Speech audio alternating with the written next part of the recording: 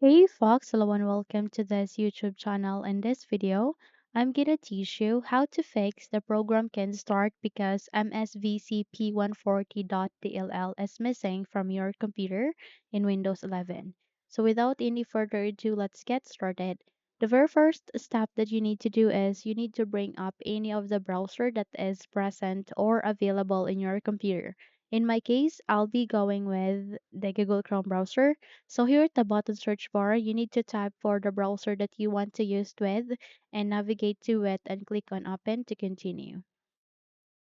Wait until you are being redirected to the browser that you have open. In my case again, I'm using my Google Chrome browser. Okay. So just have to use any browser that is convenient or available to you.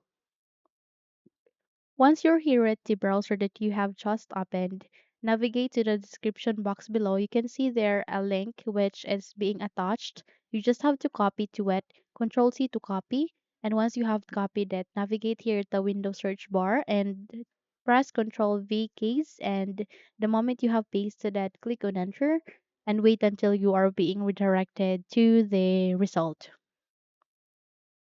Okay, so you'd be able to see a compressed, archived, or RAR file where here you need to download this attachment link. So click on this to download this file. In my case, I have already downloaded such, but in your case, you have to download in order to proceed. Once done, you just have to close this window and you need to bring up your file explorer. So simply tap on it, aligning the taskbar, click on it. Okay. And you need to navigate to the location where it is being placed to. In my case, it is being placed in the downloads. So let me just select it. Once you have selected it, please do a right click. Okay. Just have to select it and do a right click. And once you have selected it, please go with this WinRAR and go with extract to. Once you have extracted a file, wait until a new folder would appear here in our screen. Okay, which is this. So double tap to it and you need to proceed to the DLL file, which you can see there under the type, and click the scissor icon. Okay, and moved on to your disk PC. So select your disk PC and go with your C drive or local disk and go with Windows. Okay, and here you need to scroll down and go with a file folder named System32. So select it, please double tap to it, and once you have selected it, okay, you need to do a right click and click the paste icon. You need to paste it. In my case, I have already the file, but in your case, you need to proceed.